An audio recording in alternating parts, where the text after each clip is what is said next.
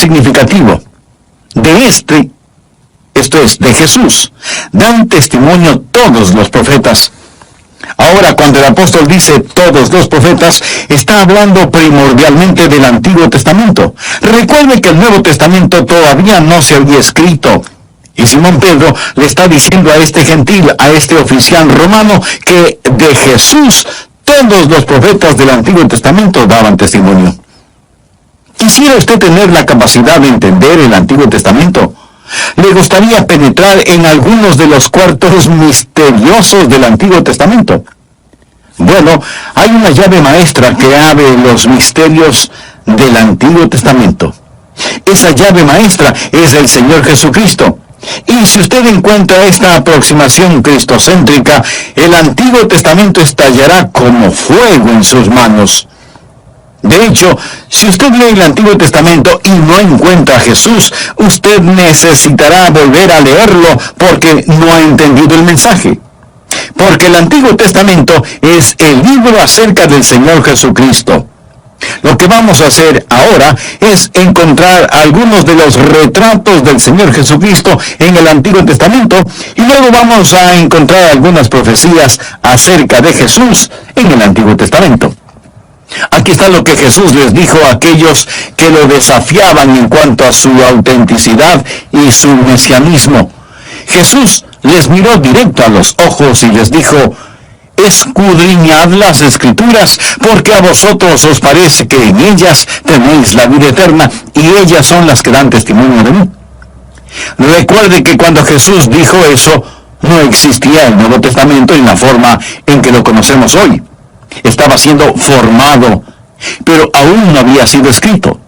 Cuando Jesús dijo, escudriñad las Escrituras, porque a vosotros os parece que en ellas tenéis la vida eterna, Él estaba hablando acerca del Antiguo Testamento. Ahora, escúcheme bien, por favor. Sin Jesús, el Antiguo Testamento es un libro, primero, de ceremonias inexplicables que no tienen ningún sentido. Segundo, es un libro de profecías no cumplidas. Y tercero, es un libro de estándares inalcanzables. Si usted trata de vivir de acuerdo al Antiguo Testamento sin el Señor Jesucristo, mi amigo, eso le será imposible. El Antiguo Testamento fue completado más o menos unos 400 años antes de que Jesucristo naciera. Y los judíos de ese tiempo habían dividido el Antiguo Testamento en 3 categorías: la ley, los profetas y las Escrituras. ¿Lo comprendió? La ley, los profetas y las Escrituras. Esas eran las 3 categorías en que estaba dividido el Antiguo Testamento. Vayamos ahora al Evangelio de Lucas, capítulo 24. Jesús, después de su resurrección, está en el camino hacia Emaús. Por ese mismo camino iban 2 discípulos tristes que no entendían todo lo que había pasado. Jesús camina junto a ellos y ellos no lo reconocen resucitado. O a lo mejor Jesús no se les reveló de inmediato porque quería enseñarles una lección. Ahora sí leamos Lucas 24:44. Y les dijo: estas son las palabras que os hablé, estando aún con vosotros. Ahora ponga atención a lo siguiente: que era necesario que se cumpliese todo lo que está escrito de mí en la ley de Moisés, en los profetas y en los salmos. Note que aquí se llama salmos lo que yo hace unos instantes llamé escrituras. Los judíos tomaron el libro de los salmos y todo lo que sigue y lo llamaron las escrituras. Y luego la Biblia dice: entonces les abrió el entendimiento para que comprendiesen, ¿qué cosa? Las Escrituras. Ahora, ¿cómo ellos iban a comprender las Escrituras? Las iban a comprender encontrando en las Escrituras todas las cosas que se referían a Él. En la ley, en los profetas, en los salmos o los escritos, en todas estas cosas que se referían a Él. La ley es básicamente los 5 primeros libros de la Biblia, lo que llamamos el Pentateuco, o 5 libros: Génesis, Éxodo, Levítico, Números y Deuteronomio. Y luego los profetas. Usted sabe quiénes fueron los profetas. terminando con los salmos o los escritos. Los judíos vivieron bajo una teocracia y una monarquía. La teocracia es el gobierno de Dios. Teos significa Dios. Dios gobernaba y ellos no tenían un rey hasta cuando pidieron que querían tener un rey. Dios les dio a Saúl y luego una sucesión de reyes. Así que los judíos vivieron bajo una teocracia y una monarquía. En la teocracia y en la monarquía hay tres tipos de personas que eran ungidas o cristianizadas. Cristo significa el ungido. Se ungía a los profetas. Si un hombre iba a ser profeta en Israel, era ungido. Se ungía a los sacerdotes. Si un hombre iba a servir como sacerdote, tenía que ser ungido. Se ungía a los reyes. Si un hombre iba a ser rey sobre Israel, debía ser ungido. ¿Quiénes eran los ungidos? Los profetas, los sacerdotes y los reyes. Ahora usted va a descubrir que el Señor Jesucristo estaba tipificado en todos los profetas, los sacerdotes y los reyes, porque ¿quién es el Señor Jesucristo? Él es profeta, Él es sacerdote y Él es rey. Toda la historia del Antiguo Testamento es acerca del Señor Jesucristo. El Mesías está representado como profeta, sacerdote y rey. Por eso cuando llegamos al Nuevo Testamento encontramos el cumplimiento de lo profetizado. Por ejemplo, en los evangelios de Mateo, Marcos, Lucas y Juan vemos a Jesús como el profeta predicando acerca del reino de Dios.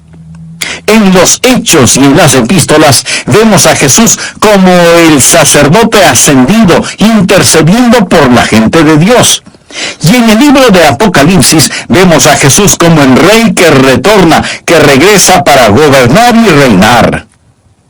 Usted puede ver que todos los retratos de Jesús en el Antiguo Testamento como profeta, sacerdote y rey hallan cabal cumplimiento en el Nuevo Testamento, donde vemos a Jesús como profeta, sacerdote y rey. En cualquier lugar del Antiguo Testamento usted podrá encontrar retratos de Jesús. Voy a mencionar algunos de estos, y algunos serán un enigma para usted. No puedo entenderlos. Pero vamos a pensar en ellos por unos momentos. Va a encontrar a Jesús como el segundo Adán, porque el primer Adán profetizó de él.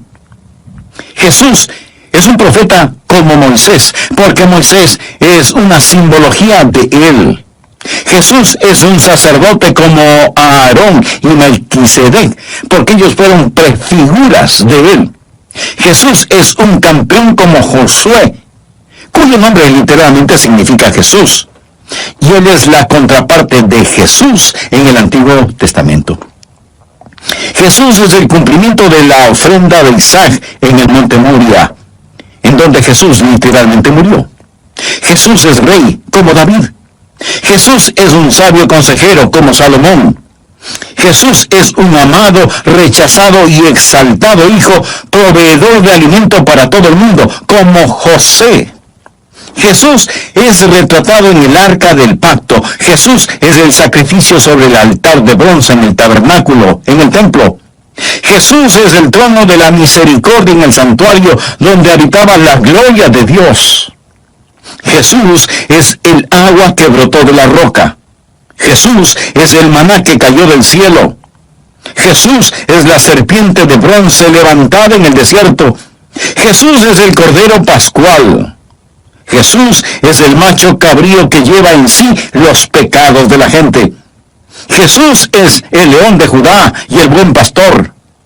Jesús es la raíz que brota de tierra seca, nacido de una virgen. Jesús es la vid verdadera. Jesús es aquel que, aún desfigurado y sin atractivo, es digno de ser amado. En la totalidad del Antiguo Testamento, ¿quién es Él? Su nombre es Jesús. Lo repito, mi amigo, el Antiguo Testamento sin el Señor Jesucristo sería como un camino que no conduce a ninguna parte. Y sin embargo, cuando usted mira la Biblia, descubrirá y verá a Jesucristo por todas partes, como profeta, como sacerdote y como rey.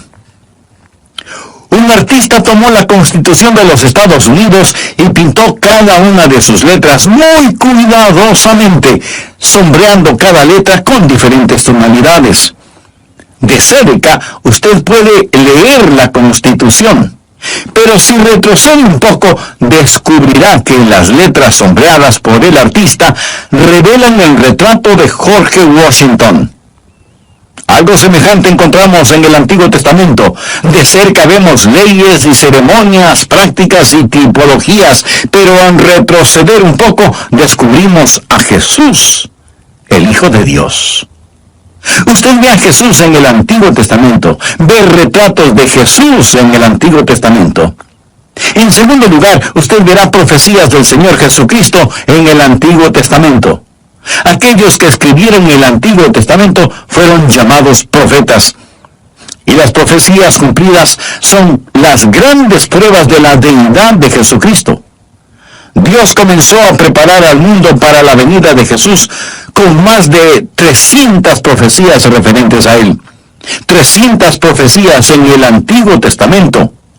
Por lo tanto, no puede haber ningún error en que Jesús es el Mesías. La ley de probabilidades matemáticas hace totalmente imposible que Jesús no sea el Mesías, o que cualquier otro pueda reclamar ser el Mesías de acuerdo a la ley de probabilidades. Ahora, esta ley de probabilidades no es una ley abstracta. Aquellos de ustedes que tienen pólizas de seguridad o seguro de vida, ese seguro de vida está basado en la ley de probabilidades. La gente en el negocio de los seguros se basa en la ley de probabilidades matemáticas. Por ejemplo, ellos asegurarán a un hombre saludable de 30 años por una módica suma de, digamos, $50 mensuales, y asegurarán su vida por $1.000.000. Eso quiere decir que si él muere, la aseguradora pagará a quien le sobreviva $1.000.000, aunque él haya estado pagando solo $50 al mes. ¿Es porque a la aseguradora le gusta regalar el dinero? No, de ninguna manera. Ellos saben con exactitud cuál es la ley de probabilidades de que este hombre muera durante sus años 30. Y saben que en este negocio van a hacer dinero. Arriesgan billones de dólares en lo que llamamos probabilidad matemática. La siguiente ilustración la he usado antes, pero viene tan al caso que debo usarla nuevamente para mostrarle cómo trabaja la ley de probabilidades matemáticas. Tengo un querido hijo que vive en España. Es un misionero allá, y es un verdadero hombre de Dios. Mi esposa y yo amamos a nuestro hijo David, a su esposa Kelly, y a Jonathan y a Esteban. Los amamos con todo nuestro corazón. Les amamos tanto que deberían ver nuestro gasto telefónico. Ahora, suponga que quiero llamar a David allá en España. ¿Cree que puedo levantar el teléfono y marcar al azar algunos números y comunicarme con David? Quiero decir, ¿qué chance tengo de que con 6 billones de personas sobre el planeta yo levante el teléfono, marque algunos números sin ton ni son y que de inmediato David conteste al teléfono? No es así. Déjeme decirle cómo trabaja esto. Primero, cuando levanto el teléfono, elimino a todas las personas del mundo que no tienen teléfono. Así que el campo se achica considerablemente. Ahora marco el 011. ¿Sabe lo que sucede cuando hago eso? Elimino a las personas que viven en América porque ese es un número para el extranjero. Luego marco el 34. Cuando hago eso, elimino a todos los países, menos España. Luego empiezo a marcar series de números sucesivos y con cada número que marco, elimino a personas que no tienen ese número, o el siguiente, y así continúo achicando el campo hasta que finalmente marco el último número. Y una voz varonil contesta al teléfono y dice, diga. Y yo digo, buenos días. Y él contesta, papá. Sí, reconozco su voz, es mi amado hijo. Ahora piensa que la ley de probabilidades es cuestión de levantar el teléfono, comenzar a marcar números ciegamente y que mi hijo, de entre los 6 millones de personas que viven en la Tierra, conteste el teléfono. ¿Cuáles son las probabilidades de que eso suceda? Absolutamente cero. Usemos la misma ilustración para ver si podemos llamar al Hijo de Dios. Quiero que usted vea cómo Dios sigue achicando el enfoque hasta que solo hay una persona que puede contestar al otro lado. No mi hijo, sino el Hijo de Dios. Por ejemplo, Dios dijo en el Antiguo Testamento que el Mesías vendría de una raza. El Mesías no sería un ángel, sería un hombre. El Mesías sería un ser humano. En Génesis 3:15, Dios le dijo a la serpiente, y pondré enemistad. Esto quiere decir guerra. Entre ti y la mujer. De paso diré que la mayoría de las mujeres detestan a las serpientes. Y entre tu simiente y la simiente suya. La palabra simiente quiere decir descendencia. Esta te herirá en la cabeza y tú le herirás en el calcañar. Esta es la primera profecía en toda la Biblia. La encontramos aquí al principio de la Biblia y los teólogos la llaman el protoevangelio, que significa el primer mensaje evangelístico. Y aquí se profetiza una batalla, la simiente de la mujer y la simiente de la serpiente. Y estamos viendo que esa batalla continúa a través de la historia. Pero no solo una batalla es profetizada, sino también un nacimiento. Aquí está la semilla, la simiente. En la Biblia la palabra simiente es utilizada más de 100 veces y siempre se refiere a la descendencia de un hombre. Pero aquí Dios habla en relación con la mujer, la simiente de la mujer. Los antiguos rabinos solían rascarse la cabeza y decir, no, es la simiente del hombre. Sin embargo, aquí en Génesis 3:15 se le llama la simiente de la mujer, una profecía del nacimiento virginal. No solo una batalla, no solo un nacimiento, sino también una herida es profetizada. La simiente de la serpiente heriría al Mesías en su talón, pero el Mesías le destrozaría la cabeza. ¿No es esto extraordinario? Quiero decir, aquí al principio mismo de la Biblia encontramos que el Mesías iba a ser un ser humano de la simiente de la mujer. Pero no solo iba a ser de una raza. Hemos levantado el teléfono y hemos marcado el primer número. En segundo lugar, sería de una sección de esa raza porque al pasar del tiempo hubo un hombre llamado Noé. Dios puso a Noé en el arca. Noé salió del arca y tenía 3 hijos, Cam, Sem y Jafet. También salieron del arca. ¿De quién sería descendiente el Mesías? Génesis 9:26 dijo más, bendito por Jehová, mi Dios, sea Sem. El Mesías sería descendiente semita. Dios escogió a Sem, y cuando lo hizo, escúcheme, achicó mucho más el enfoque y eliminó 2/3 de la población terrestre. El Mesías descendería de Sem. Pero Dios no solo escogió una simiente y de esa simiente escogió una sección, sino que de esa sección Dios escogió una nación. Porque unos 2000 años antes de que Jesús naciera, Dios se acercó a un hombre llamado Abraham y le dijo, Abraham, voy a hacer de ti una nación. Génesis 12, desde el versículo 1 dice, pero Jehová había dicho a Abraham, ese era su nombre, antes de que Dios lo cambiara a Abraham, vete de tu tierra y de tu parentela y de la casa de tu padre, a la tierra que yo te mostraré, y haré de ti una nación grande y te bendeciré, y engrandeceré tu nombre y serás bendición. Bendeciré a todos los que te bendijeren, y a los que te maldijeren maldeciré, y serán benditas en ti todas las familias de la tierra. Voy a detenerme en este punto para continuar con este mensaje en el próximo programa. Antes de finalizar, permítame preguntar, ¿está usted gozando de la bendición de ser un hijo de Dios? Recuerde que no solo recibimos bendiciones cuando somos hijos de Dios, sino que el ser un hijo de Dios es ya una bendición.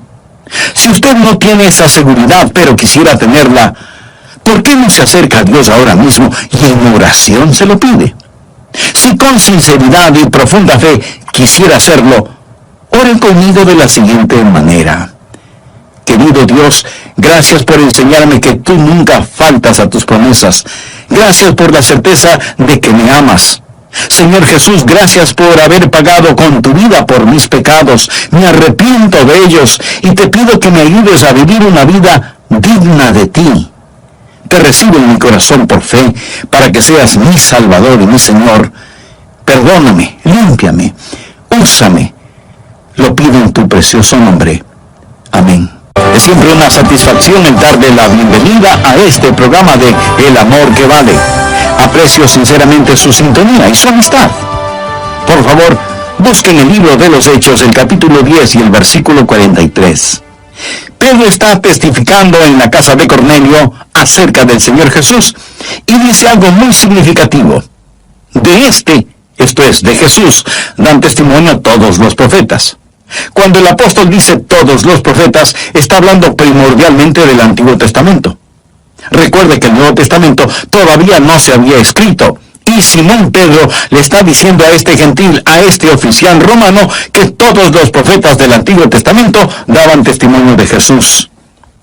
¿Quisiera usted tener la capacidad de entender el Antiguo Testamento? ¿Le gustaría penetrar en algunos de los cuartos misteriosos de las profecías antiguo-testamentarias? Bueno, hay una llave maestra para abrir esos cuartos. Esa llave maestra es el Señor Jesucristo. De hecho, si usted lee el Antiguo Testamento y no encuentra a Jesús, necesita volver a leerlo, porque no ha entendido el mensaje. Porque el Antiguo Testamento es el libro acerca del Señor Jesucristo, y vamos a encontrar algunos retratos de Jesús y algunas profecías acerca de Jesús en las páginas del Antiguo Testamento. A aquellos que le desafiaban en cuanto a su autenticidad y mesianismo, Jesús, mirándoles directamente a los ojos, les dijo: escudriñad las Escrituras, porque a vosotros os parece que en ellas tenéis vida eterna, y ellas son las que dan testimonio de mí. Y cuando Jesús dijo estas palabras, hacía referencia al Antiguo Testamento. Ahora escúcheme atentamente. Sin Jesús, el Antiguo Testamento es un libro de ceremonias inexplicables que no tienen ningún sentido. Es un libro de profecías no cumplidas y es un libro de estándares inalcanzables. Mi amigo, si usted trata de vivir de acuerdo al Antiguo Testamento sin el Señor Jesucristo, eso le será imposible. El Antiguo Testamento fue completado unos 400 años, más o menos, antes del nacimiento de Jesús. Y los judíos de ese tiempo habían dividido el Antiguo Testamento en 3 categorías: la ley, los profetas y las Escrituras. Veamos lo que relata Lucas en el capítulo 24 de su Evangelio. Jesús, después de su resurrección, está en el camino hacia Emaús. Por ese mismo camino iban 2 discípulos tristes que no entendían todo lo que había pasado. Jesús camina junto a ellos y ellos no le reconocen resucitado. O a lo mejor Jesús no se les reveló de inmediato porque quería enseñarles una lección. Leamos Lucas 24, versos 44 y 45. Y les dijo: estas son las palabras que os hablé, estando aún con vosotros. Ahora ponga atención a lo siguiente: que era necesario que se cumpliese todo lo que está escrito de mí en la ley de Moisés, en los profetas y en los salmos. Note que aquí se llama salmos a lo que yo hace un instante llamé escrituras. Los judíos tomaron el libro de los salmos y todo lo que sigue y lo llamaron las escrituras. Y luego el Evangelio de Lucas dice: entonces les abrió el entendimiento para que comprendiesen las escrituras. Toda la historia del Antiguo Testamento es acerca del Señor Jesucristo. El Mesías está representado como profeta, sacerdote y rey. Por eso, cuando llegamos al Nuevo Testamento, encontramos el cumplimiento de lo profetizado. Por ejemplo, en los evangelios de Mateo, Marcos, Lucas y Juan, vemos a Jesús como el profeta predicando acerca del reino de Dios. En los hechos y las epístolas vemos a Jesús como el sacerdote ascendido intercediendo frente a Dios. Y en el libro del Apocalipsis vemos a Jesús como el rey que retorna, que regresa para gobernar y reinar. El Antiguo Testamento, sin el Señor Jesucristo, sería como un camino que no conduce a ninguna parte. Y sin embargo, cuando usted estudia la Biblia, descubrirá y verá a Jesucristo por todas partes, como profeta, como sacerdote y como rey. En el Antiguo Testamento, Dios dijo que el Mesías vendría de una raza, que sería de una sección de esa raza, y que esa sección saldría de una nación.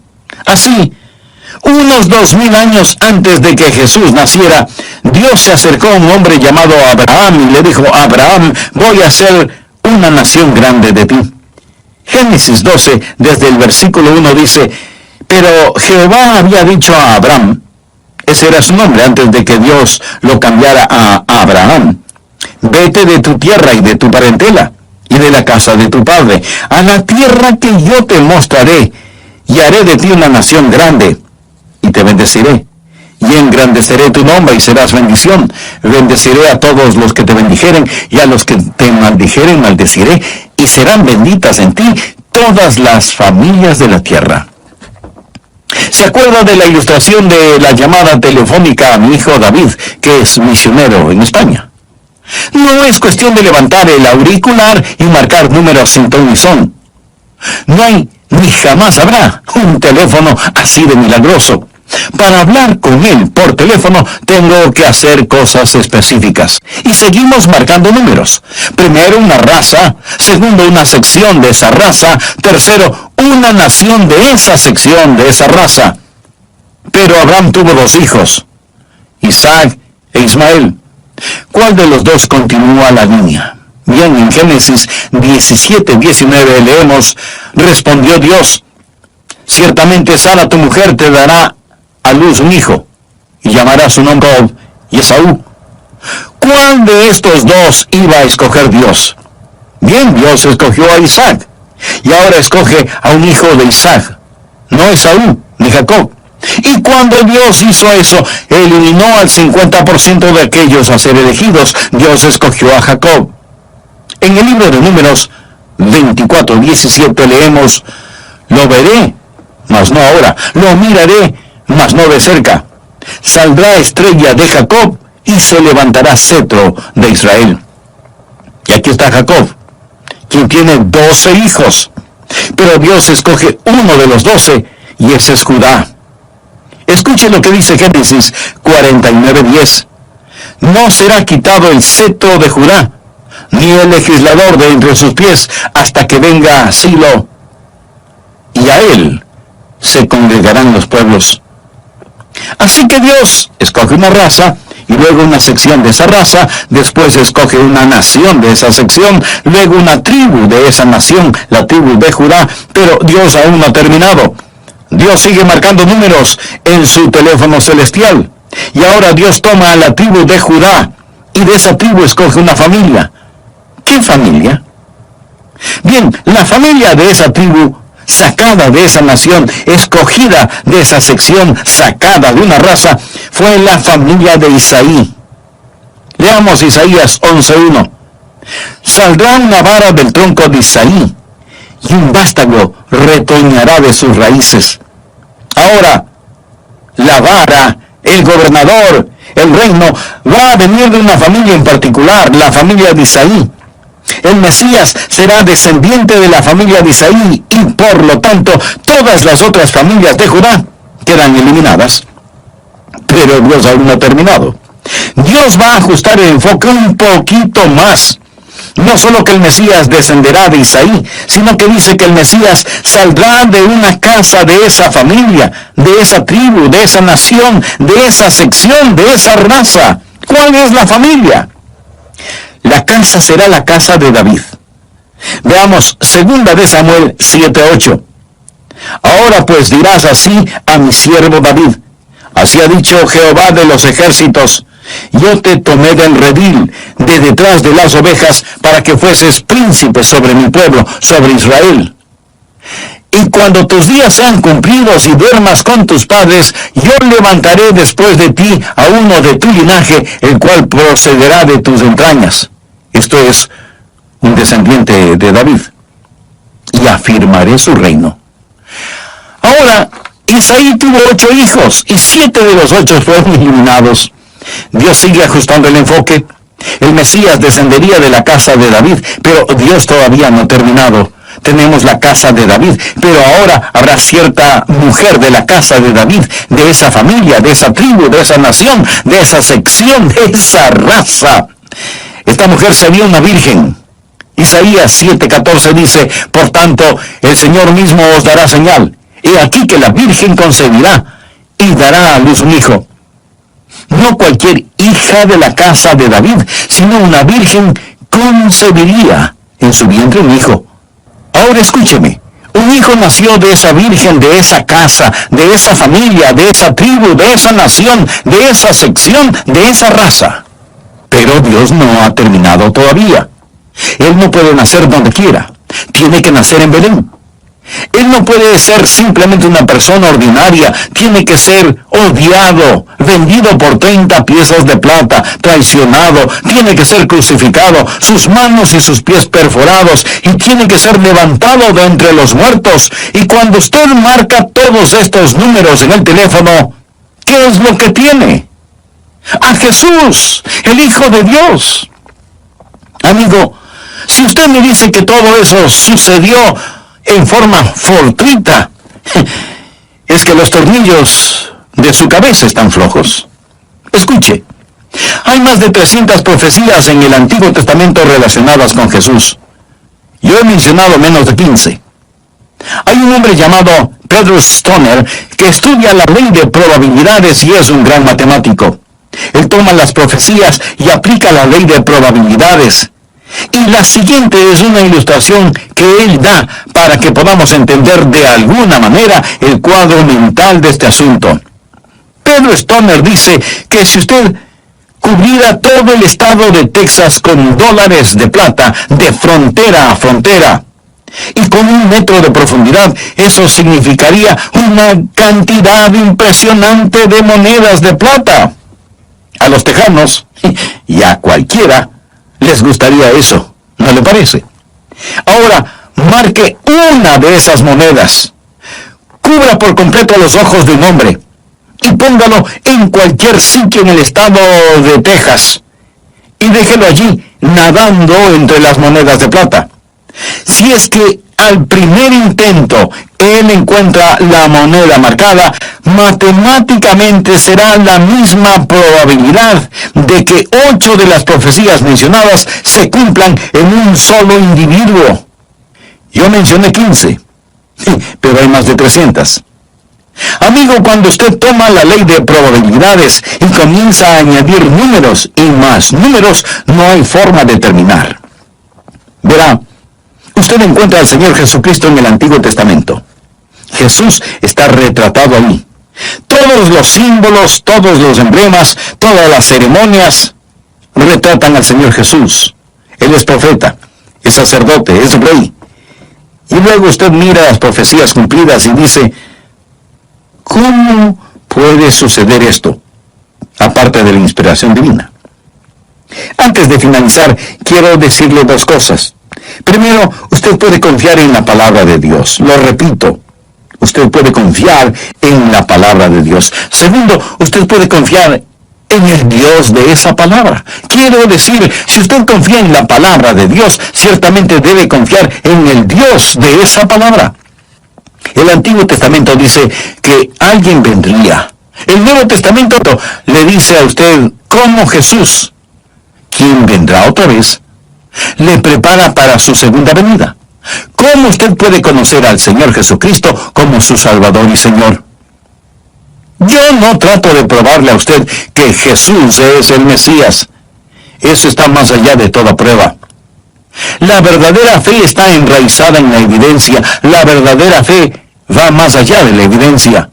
La verdadera fe se vuelve su propia y mejor evidencia. Si usted trata de explicar a Dios, se morirá y se irá al infierno y no habrá podido explicar a Dios. La Biblia dice, ¿podrá el hombre con su razón encontrar a Dios? Nada podrá sostener ninguna cosa más allá de su propia capacidad. En otras palabras, usted no puede poner 2 galones de líquido en un recipiente de 1 galón. ¿Y cree usted que puede meter a Dios en su mente? No. Su mente no tiene la capacidad para contener a Dios. Por lo tanto, no trate de eliminar a Dios solo porque no lo entiende. Verá, para que yo pueda tener un Dios que pueda adorar, Él debe ser un Dios mucho más grande que mi mentalidad.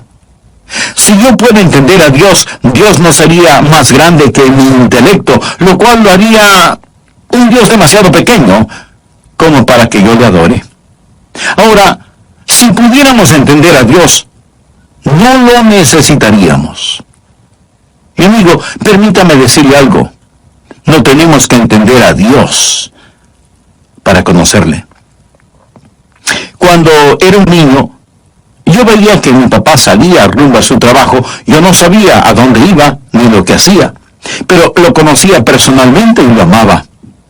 Mi amigo, usted no tiene que entender cómo Dios gobierna el formidable universo para poner su fe y su confianza en Él. Alguien le preguntó a la esposa del famoso científico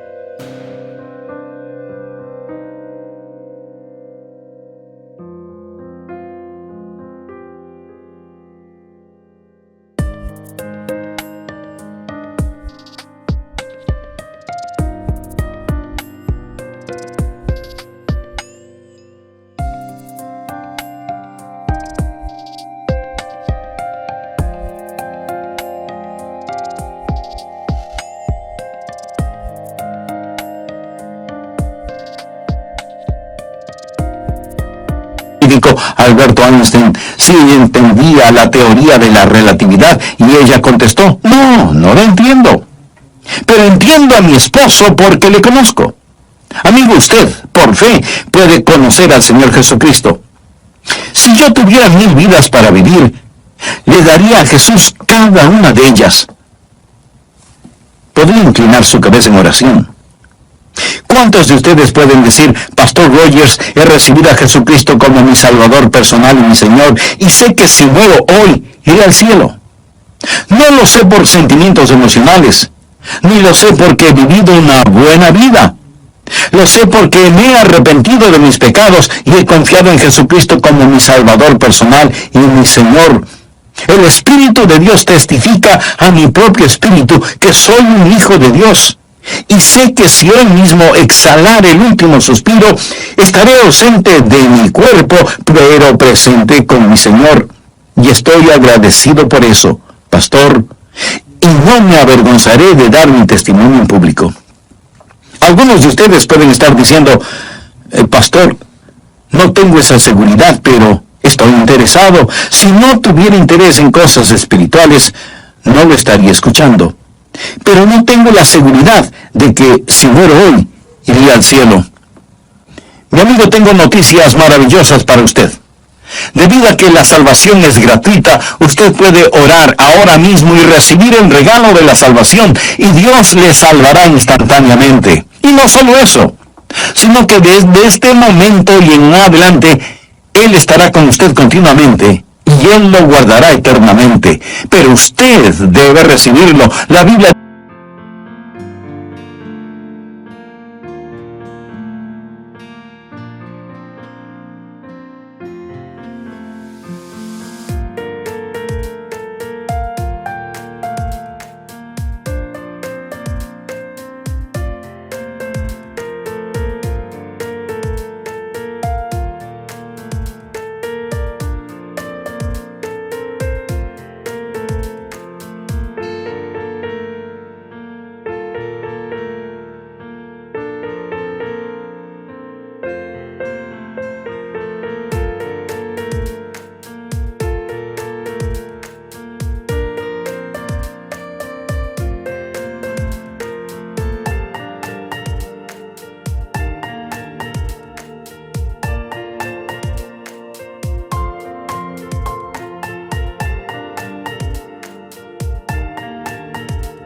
dice, cree en el Señor Jesucristo y serás salvo.